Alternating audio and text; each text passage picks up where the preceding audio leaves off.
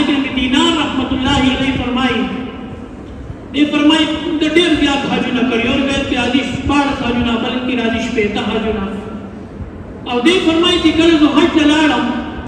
نو په حج کې چې کله زه د ملتزم سره اون ختم او د دروازې سره ولاړم توبه مې ایستله